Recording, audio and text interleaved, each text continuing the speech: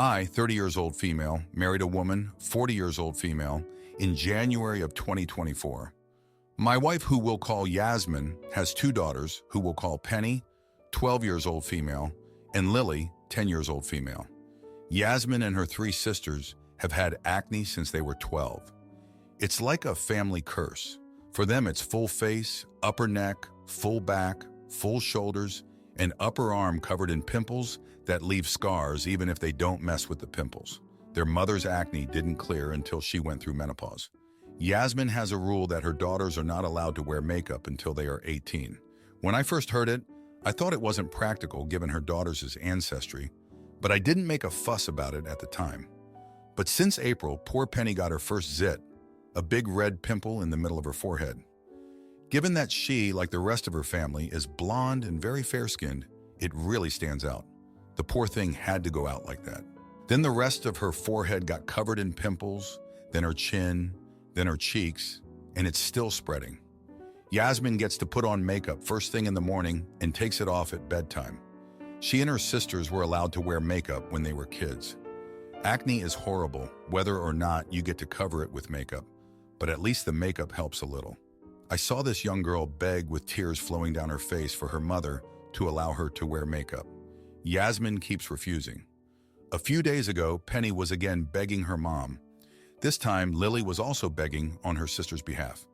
Yasmin refused, and I called Yasmin a hypocrite to her face in front of her daughters. I then explained further by pointing out the facts of how Yasmin and her sisters were allowed to wear makeup. I then said that if Penny and Lily are not allowed to wear makeup, then Yasmin should stop wearing makeup.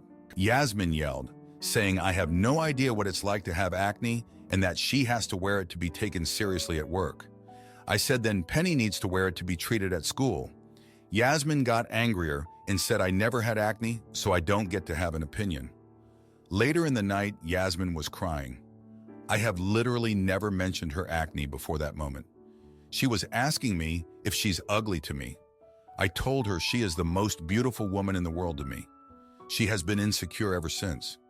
I feel like I was a jerk to my wife. She has been crying every night since. Penny is still miserable. Lily is scared that she might go through what Penny is going through in the near future.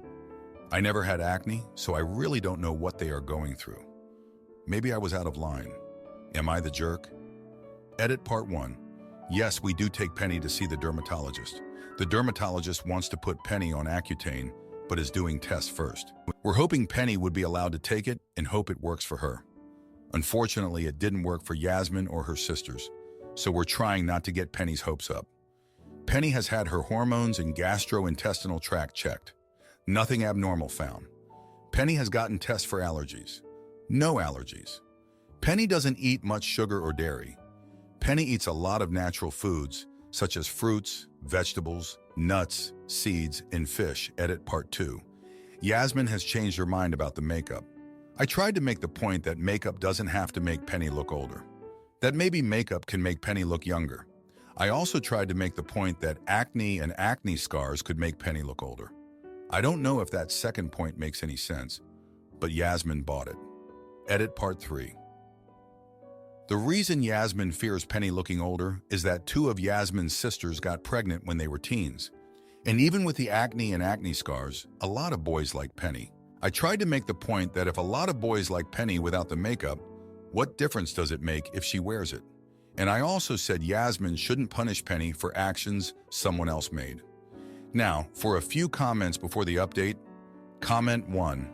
I do not agree with calling your wife a hypocrite in front of the kids, but I understand your point. As someone who suffered from severe acne, I know how brutal middle school girls can be. It is important to allow Penny to wear at least minimal makeup to prevent bullying. Comment 2. Can you provide the reasoning behind your wife's decision? Makeup can potentially worsen severe acne and cause long-lasting scarring.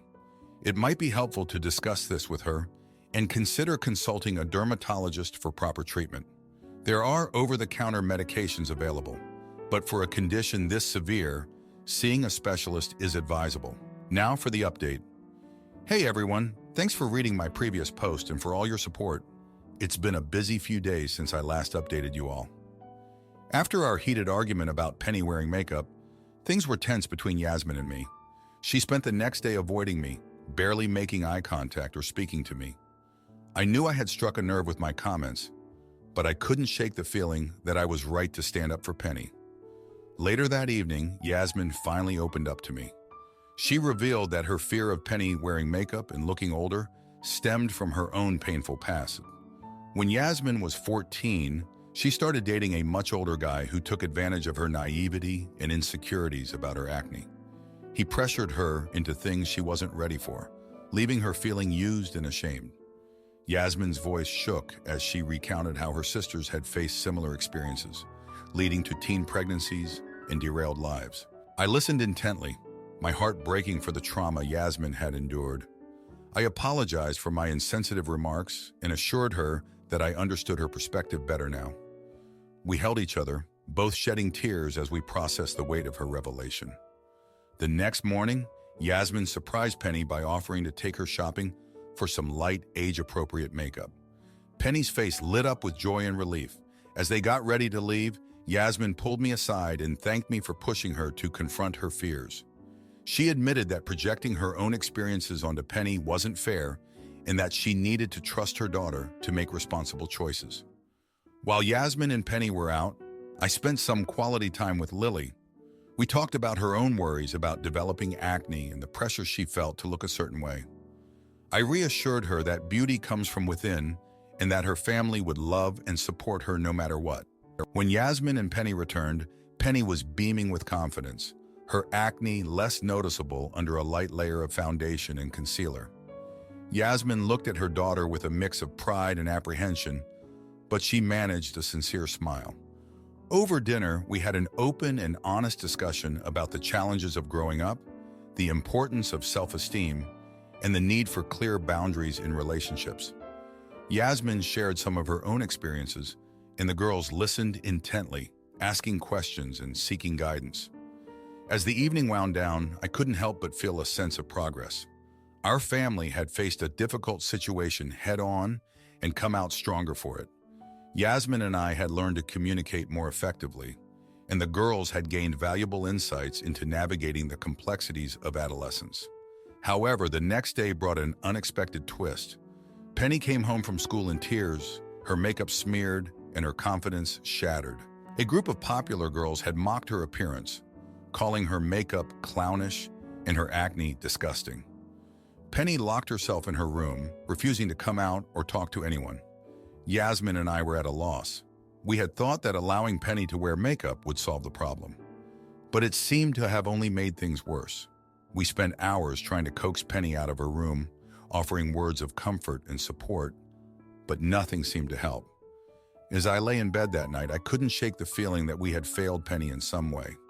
We had focused so much on the external issue of makeup that we had neglected to address the deeper problem of bullying and self-esteem. I realized that there were no easy answers or quick fixes when it came to raising confident, resilient children.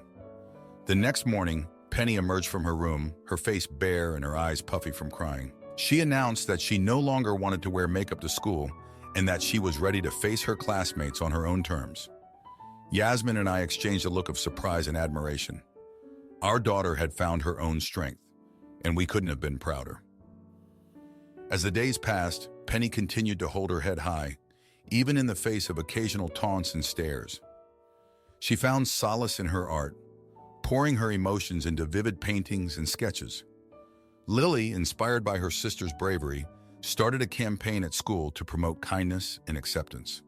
Looking back on the past few days, I realized that our family has grown in ways I never could have imagined. We've confronted painful memories, shattered stereotypes, and learned to lean on each other in times of crisis. Our journey is far from over, but I know that we'll face whatever challenges come our way with love, understanding, and a newfound resilience. Thank you for reading and for being a part of our story. Aita for kicking my brother's girlfriend out of our condo after she caused a scene at the hospital? My 29-year-old female brother Cody, 25-year-old male, and I never had our dad in our lives, and our mom passed away 3 years ago. We're really all the family we have left. Currently, we live together, splitting rent on a condo. Cody is dating Shannon, 24-year-old female. I really like her, and we have had no issues until now. Last week, Cody was seriously injured. I'm his emergency contact and was told he was at the hospital. When I arrived, Cody's boss, Martin, was there. Cody and Martin have a great relationship, much better than most bosses and employees, so he was just as worried. And not in a, oh crap, what will this do to the company, but a I'm really concerned kind of way. Shannon arrived not long after I got there. Immediately, she began screeching at Martin, asking how he could let this happen, etc. Martin was shocked and said he wasn't even around when it happened. Cody wasn't even at the main offices. He got into an accident on his way to a different site. It was in no way the company's fault. I tried telling Shannon that blaming people wasn't going to help and we needed to focus on Cody. Eventually, we got to see Cody, and thankfully, he was okay for the most part. Shannon was continuing to freak out on medical staff and honestly stressing Cody a lot. Even the nurse told me to take a walk with Shannon because she wasn't helping things. I did so, and told Shannon I understood this was scary. But she needed to take a breath. She apologized and said she was stressed. I totally understood. Cody came back to the condo and has been on bed rest. His work has given him paid leave and is covering all of the bills. On Friday afternoon, I was doing the dishes and suddenly heard screaming coming from Cody's room. I went in there to find Shannon standing by his bed. Cody is on a Zoom call with Martin and a few other higher-ups discussing the accident. Shannon is screaming at them that they better not let anything else happen to him, that they're lucky Cody didn't sue, and that they're all jerks. Cody looks embarrassed and keeps telling her to stop. Martin says they'll talk later and ends the call. When I ask what happened, Cody says that he was discussing the company car that was totaled in the accident and when he could expect to get a new one. Shannon interrupted their conversation out of nowhere and flipped out. Cody looked exhausted, so I told Shannon to follow me. I asked her to leave. I said she is putting Cody's job at risk and she can't go around screaming at everyone. She told me she's just stressed. I said, I get it. It was terrifying to get that call and see him like that.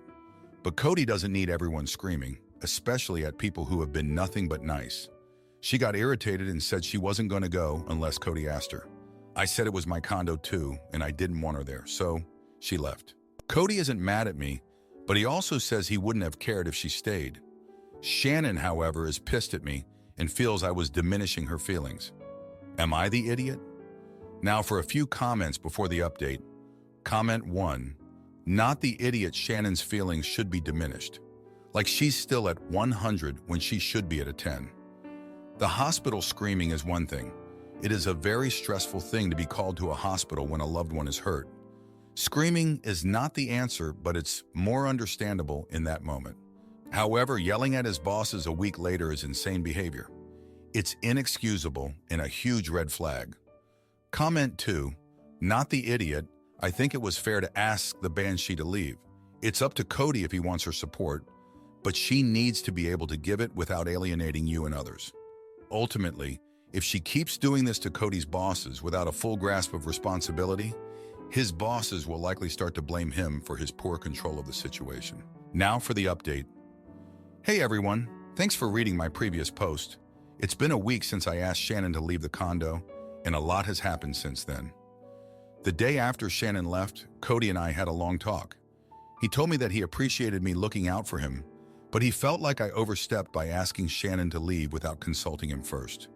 He said that even though he was embarrassed by her behavior, he still wanted her around because she was his girlfriend and he loved her. I apologized for not considering his feelings and promised to communicate better in the future. Later that day, Shannon came back to the condo to talk to Cody. I could hear them arguing in his room, with Shannon accusing Cody of not standing up for her, and Cody trying to explain that her behavior was inappropriate. Eventually, they seemed to come to some sort of understanding, and Shannon stayed the night. Over the next few days, things were tense between the three of us. Shannon was still upset with me for asking her to leave, and I was still wary of her explosive temper. Cody was caught in the middle, trying to keep the peace between his sister and his girlfriend. On Wednesday, Cody had a follow-up appointment with his doctor. Shannon insisted on going with him, even though Cody said he would be fine on his own. I offered to drive them, but Shannon said she wanted to take Cody herself. I couldn't help but feel a little hurt by this, as I had always been the one to take care of Cody when he was sick or injured. When they got back from the appointment, Cody seemed upset. He told me that Shannon had gotten into an argument with the doctor, accusing him of not doing enough to help Cody recover. Cody said he was embarrassed and frustrated by her behavior, but he didn't want to confront her about it because he was afraid of making things worse. That night, I overheard Shannon on the phone with her mom. She was crying and saying that she felt like Cody didn't appreciate everything she was doing for him. She said she was scared of losing him and that she didn't know how to handle the stress of the situation. I felt a pang of sympathy for her, realizing that her outbursts were coming from a place of fear and love for Cody. The next day, I decided to have a heart-to-heart with Shannon. I told her that I understood how she was feeling and that I was sorry for not being more understanding before. I shared a story about how I had struggled to cope with our mom's illness and death, and how I had lashed out at people who were trying to help me. Shannon listened and apologized for her behavior, saying that she was just so worried about Cody and didn't know how to express it in a healthy way. We talked for a long time, and I realized that Shannon and I had more in common than I thought. We both loved Cody deeply and wanted what was best for him, even if we had different ways of showing it. By the end of our conversation, we had come to a new understanding and respect for each other. The rest of the week went more smoothly, with Shannon and I working together to take care of Cody. We took turns bringing him meals, helping him with his physical therapy exercises, and keeping him company. Cody seemed relieved that we were getting along better, and he even joked that maybe his accident was a blessing in disguise if it brought us closer together. As I reflect on the past week, I realize that this experience has taught me a lot about the importance of communication, empathy, and family. I'm grateful for the relationship I have with Cody, and I'm hopeful that Shannon and I can continue to build a strong bond as well. Thanks for reading, everyone. I appreciate your support and advice. Aita for staying with my dad, and Lisa after learning she threatened to leave if he supported me. My dad has me, a 16-year-old male, going to therapy with him. Background. My parents broke up when I was just a baby. They were never married. Dad wasn't in my life as much when I was really young. He had to work out of town a lot, so I would see him every other weekend, and if he could take me for 2 weeks in the summer, he would. Sometimes I went years without seeing him for Christmas too. He only quit the job when he met his wife Lisa when I was 9. I admit it stung a lot. They got married fast, 8 months of dating, and I was 10 when Lisa was pregnant for the first time. My mom ended up having a brain aneurysm the day Lisa had their first child.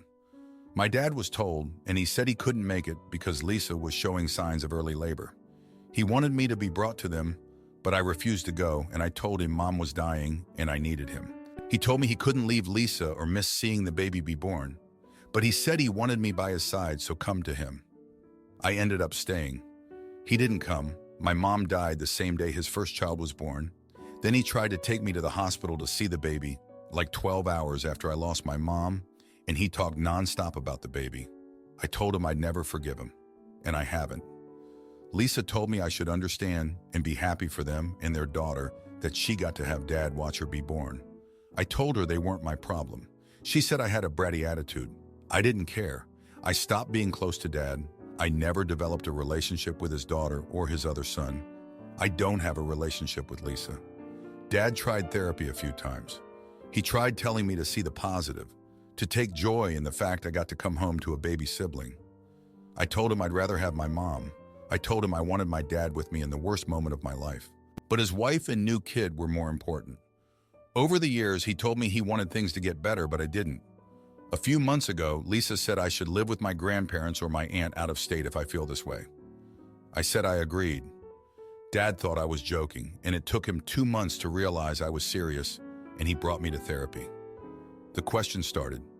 Don't I love them, him, Lisa, and the kids? Don't I want us to move past all this?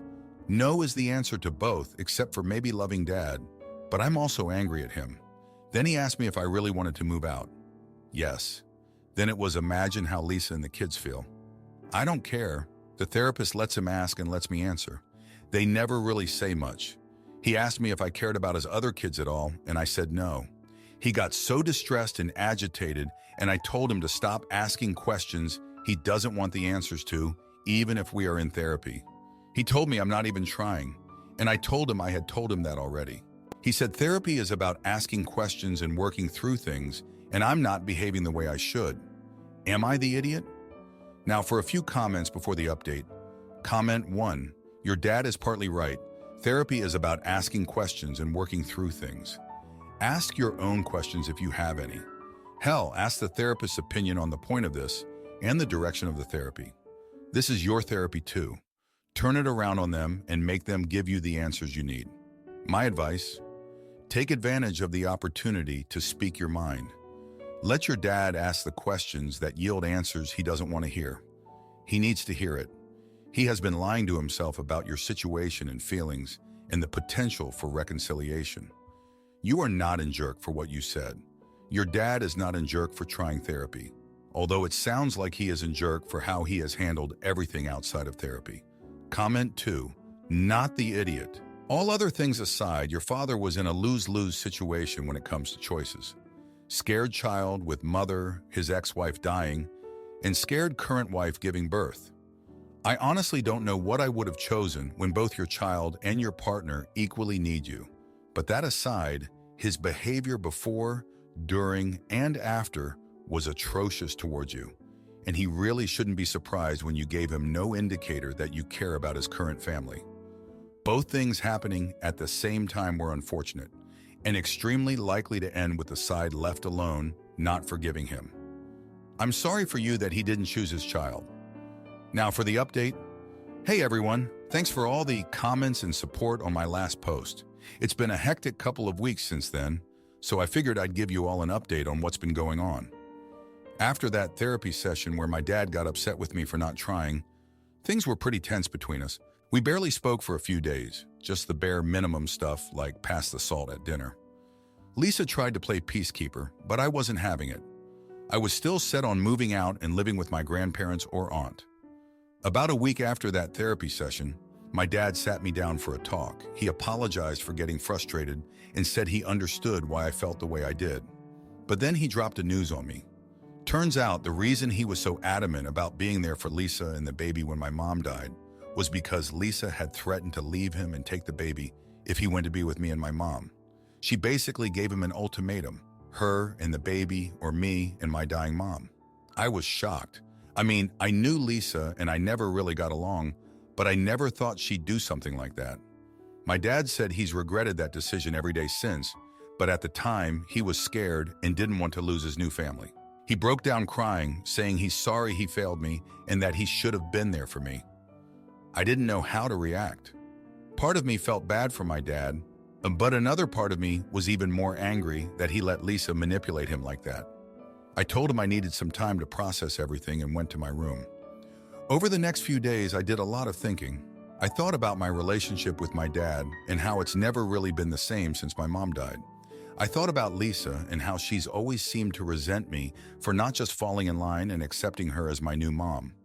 And I thought about my half-siblings, who I've never really made an effort to bond with. I decided I needed to talk to Lisa. I confronted her about what my dad told me, and at first she tried to deny it. But when I pushed, she finally admitted it was true. She said she was scared and hormonal and didn't want to be alone with a newborn. I told her that was no excuse for making my dad choose between us. She broke down and apologized, saying she knows it was wrong and selfish of her. I'm still processing everything, but I've decided not to move out for now. My dad and I are going to keep going to therapy and working on our relationship. Lisa and I are also going to try to work on things, though I'm not sure if I'll ever fully forgive her for what she did. As for my half-siblings, I've started making more of an effort to spend time with them. We've been playing board games and watching movies together, and it's actually been kind of nice. I'm realizing that none of this is their fault, and they didn't ask to be put in the middle of all this family drama. So that's where things are at now. It's still a work in progress, but I feel like we're slowly starting to heal as a family. I know we have a long way to go, but I'm hopeful that with time and effort, we can get there. Anyway, that's the update for now. Thanks for reading and for all your support. It really means a lot. If you like this video, you'll probably like these too. Also, while you're here, please consider subscribing. It's your support that keeps this channel alive and allows me to make better and longer videos. Have a great day.